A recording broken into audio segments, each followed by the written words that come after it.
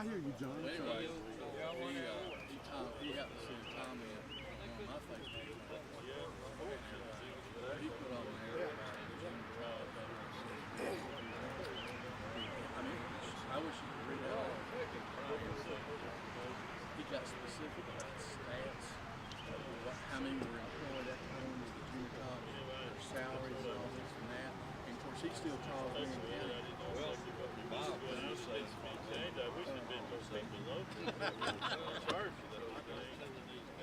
But anyway, he put on there about how we need to fight. I wish you could have read that. Did you read that about what John Wilson Start up a little group discussion. That's what I was telling you. Good, isn't it? Everybody needs to know that. I told you Literally.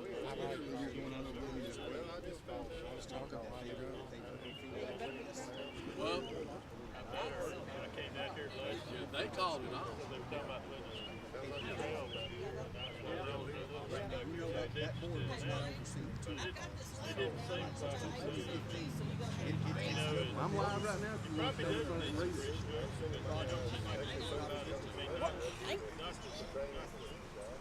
You know what? Give me a minute. I think my phone just died. Uh-oh. Hang on a minute.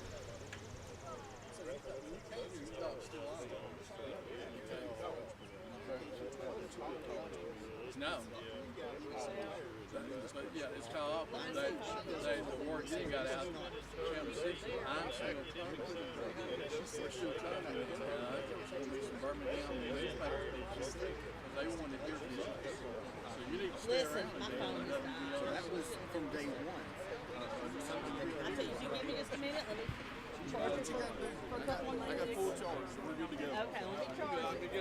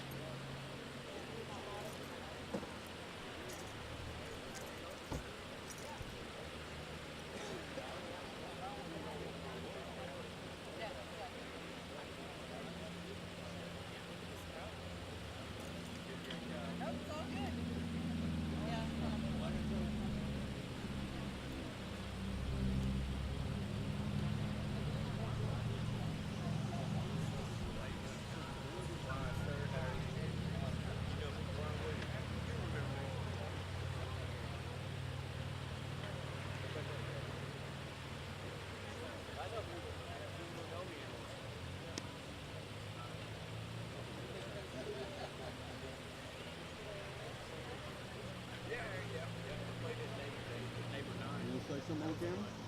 You want to say something on camera? What do you say, Mr. Wayne? Hang on, wait a minute. You gonna ask me a question? You can say what you want to say. Okay. You want me to introduce myself?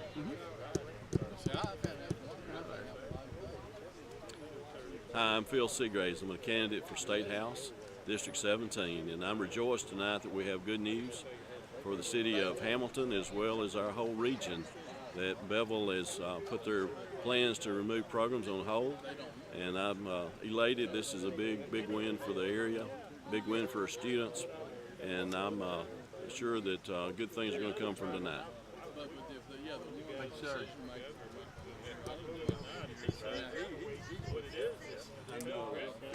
Hey, state, but you can with me. So, how about that? How are you? Because I now have a letter and I'm here on behalf of Johnny McMorrow. Here, he's one of our state representatives here in the county. And anyway, this is a letter that Johnny Mac wrote to Dr. Kim Ennis. So I'm going to go ahead and begin reading. Dear Dr. Ennis, recently I was honored to attend a very special event in Hamilton, Alabama. The U.S. Secretary of Agriculture and our governor was in attendance at this event, along with hundreds of other officials and citizens from across Alabama and Mississippi. We were all there to celebrate the accomplishments of the Tom Bigby Rural Electric Cooperative. High-speed internet at an affordable price will soon be available to all members of this cooperative. Secretary Perdue announced that Tom Bigby Electric Cooperative was receiving a $3 million grant from the U.S. Department of Agriculture, and I just turned on Surrey, but no, I didn't. I turned her off. It was a day to celebrate. Broadband that people can afford was now reality in rural Marion County. We were having this ceremony on an Appalachian Region Commission corridor, Corridor X, or I-22 at milepost 14. I remember thinking to myself, economic development is now going to happen in Marion County. This feeling of excitement and celebration that I was enjoying quickly vanished when a friend came up to me and said, have you heard that 4 workforce development programs are being terminated at Bevill State in Hamilton? I asked him to repeat what he just said. I could not believe my ears. I have spoken with Jeff Newman, a member of the Board of Trustees of the Alabama Community College system. He informed me that a decision to terminate those 4 programs at Bevill State at the Hamilton campus was not made by the board. He informed me that this was a unilateral decision made by you, Dr. Ennis. As a member of the state legislature, I request that you immediately cease any plans or activity aimed at closing any program at Bevill State. I have constituents who reside in Franklin County and depend on Bevill State at Hamilton for educational and career development. Why was I not informed of this drastic action by you? Where does your authority come from that allows you to unilaterally close programs or move programs within 2-year colleges? What objective criteria did you use in making this decision? What subjective criteria was used by you in making this decision? Are the programs being moved to another campus? If so, I have numerous questions that I want you to answer. You are an employee of the state of Alabama. The people of Alabama own these schools and programs, not you. As a legislator, I will not sit idly by while you destroy the educational opportunities that we've worked for years to provide to the citizens of my legislative district. I am sending the Chancellor a copy of this letter. By a copy of this letter, I am requesting an immediate meeting with the Chancellor. I want to bring with me community leaders who are demanding that they be heard. This ill-conceived plan of yours must not go forward. As our president, you should be looking for ways to improve our school and its programs, not for ways to destroy it. Sincerely, Representative Johnny McMorrow. And that is the context of his letter, and I happen to agree wholeheartedly with Representative Morrow. And of course, my late father was instrumental in helping set up this campus back in 1966. So yes, it is very personal to me, and we need to leave Bevill State at Hamilton intact. Thank you.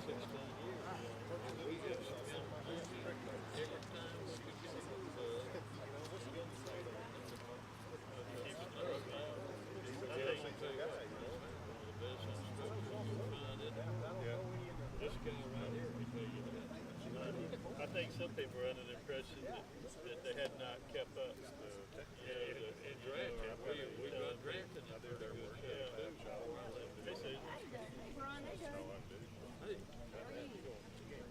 Good. How you do? It's out there. Well, it sounds like it's bad. You're suing. It took me a minute.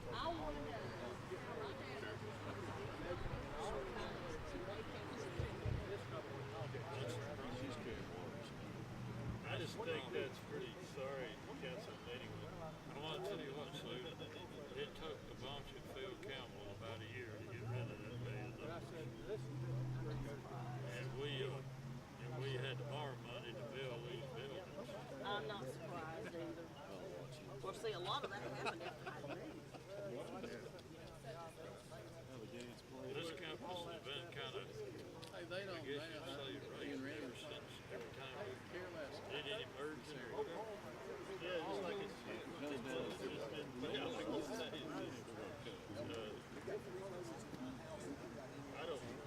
I don't know how much they ever saved when they started. They still had administrators. I just think they should have been better off. That's what they play on this campus.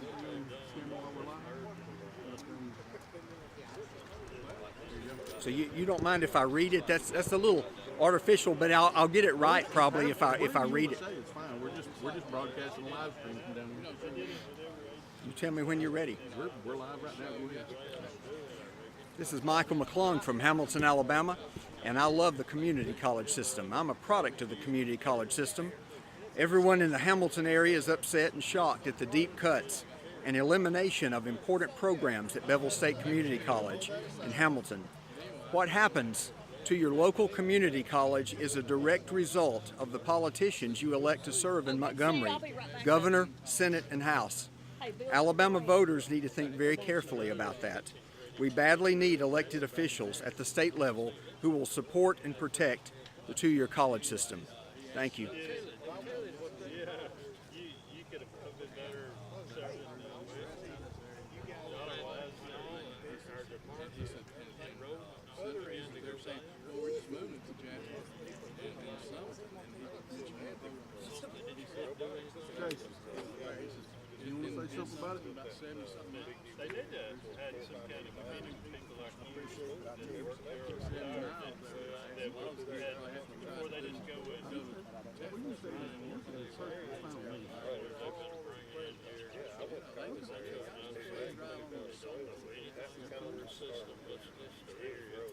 I know y'all are close to you. I appreciate Jackson, but still, that's a good drive time.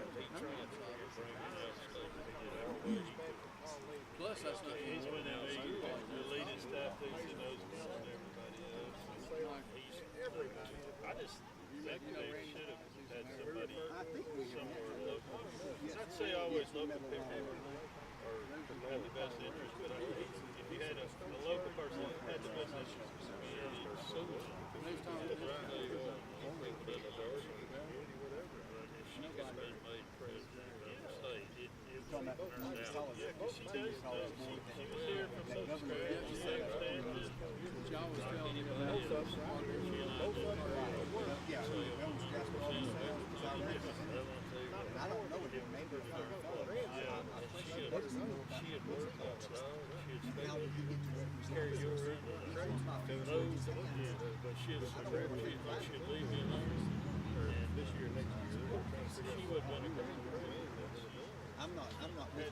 best interest of the community. And I'm not officially representing. I'm just here because I'm just a concerned.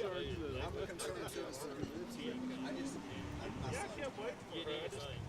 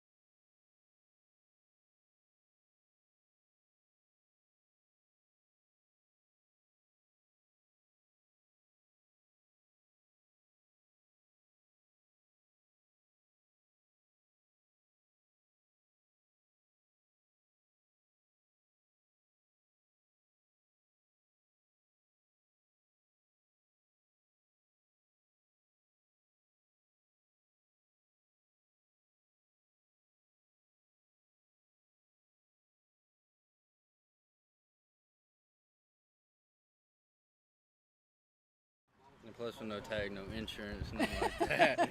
It's didn't really say not that. a smart idea. But, No, you need to stay home close to home. yeah.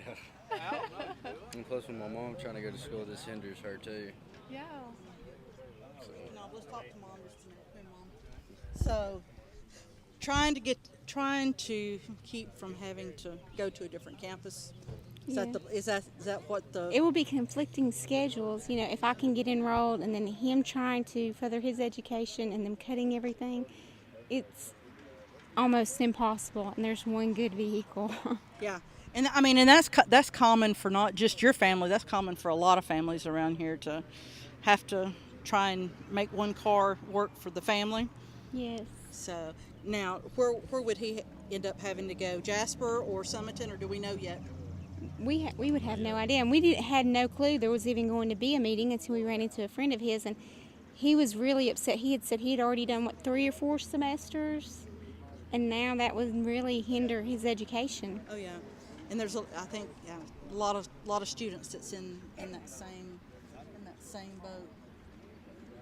That's what Bill went to. Bill,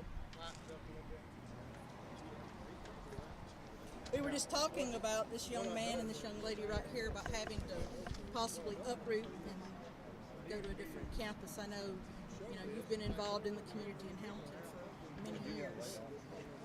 Want to share briefly your thoughts on the situation in general, especially for the younger people of Hamilton and Marion County? Well, I was just talking to them, and like he probably told you, he can't afford to drive to Summerton or Jasper, But there's a lot more than just that aspect, If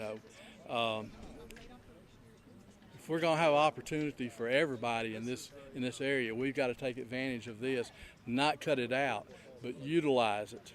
And it's being used by the people in the power of the college to take care of their little, I'm just going to call it fiefdom, if you want, their little kingdom. I'm just being honest. It's not about us. It's about them. I know they got responsibility. I understand. I've been in management and had to make tough decisions. But I brought my paper here with me, Journal Record. And Mike Milliken, our representative, said that it was due to mismanagement of funds. He also said if he had known about it, he was just like us. He learned about it the last second. If he had known about it, there was a surplus in the budget down there, and it could have been taken care of. So the point is, it's not about money. It's about shifting power to other places away from this area, and unfortunately I think that's true. And if we're going to take advantage of this interstate, I-22, and the other advantages, and we're right in the middle of all the automotive industry that's coming here. If we're going to take advantage of it, this needs to stay here. Well, when I served as chamber president, when we had people from ADECA or ADO come in, Alabama Power, different industrial recruitment groups, they told us repeatedly that the number one industrial recruitment tool we had was the college, and followed by the hospital, then the airport, then the interstate.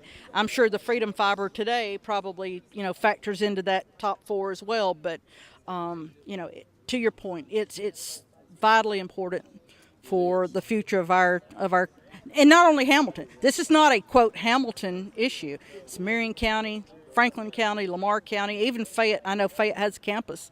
Winston County, there are a lot of students, that come and travel to, come take the classes, especially the, the VOTEC classes. And I don't mean to disparage the powers that be. Like I said, I've been in management, and I know there's tough decisions to be made.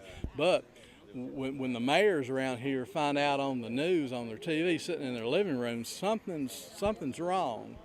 And when the representative says if he had known about it, there was money down there in Montgomery to take care of any financial problem and everything. So that makes me tend to think that there's more behind the curtain than what is being revealed to us. Especially knowing that representative is a retired employee from this very facility. Exactly. So there's a lot that could be said and everything, but and if I could just say this to anybody that's seeing this, this is not the end of the story, them calling off this meeting. This just tampered down the heat on them. They were feeling the heat, and that's the only reason they backed off. So the people in this area, the surrounding counties, Marion County and surrounding, we need to stay on top of this and make our voices heard. If we don't stand up and speak up, we're going to be stepped on. And I think you're right. I think, and that's what I had told another reporter a while ago. I feel like that, the meeting was originally scheduled for the Bears Den, which would have held a couple hundred people. And then it was moved here to the Bevill Center, which 700 to 800 people capacity. And I really feel like it would have been a standing room only crowd because there was a huge swell within the community for people to come out and participate in this program and to be, whether or not they were heard, but to be seen, to let the powers that be know how important this college is to them. I know Susan Cobb was here earlier. Her dad was one of the main people that helped found the college here, and it was founded as a technical college and has served many people in this community well. I mean, it's where I got my start straight out of high school. And the different programs, primarily VOTEC at that time. And of course it has morphed with the community college system into, more of the education portion of training rather than vocational. But, that the thing is, one of the main concerns that I have is the fact that the junior college system, community college system, was set up for rural Alabama. And basically they are taking that back. It's becoming the blue bloods, and, it's like somebody said, does Alabama, Auburn, do they really need more money? It's the community colleges, the junior colleges that need to be back out in this rural area providing education to people that can't, as we were talking about the young man a while ago, that can't afford to drive to Jasper every day or to Summerton every day. And there's a desperate need, if you read the articles on Forbes and places like that, to where they are begging and pleading for trained workers. Another thing that I had seen was that several years ago when American Freight Car came to Muscle Shoals, Northwest Shoals created a welding program because of the need for welders. I think we need to call upon C3, we need to call upon workforce development to partner with Bevill to set up, we've got a bunch of automakers within a 2 to 3 hour radius. We don't need to eliminate, we need to grow it. Absolutely. We need to expand it. And that we're going to lose a great opportunity here if we don't band together and stand up to this. We're going to lose a great opportunity, and we're going to have regrets. But if we can band together and make our voices heard, it's going to be good things down the road.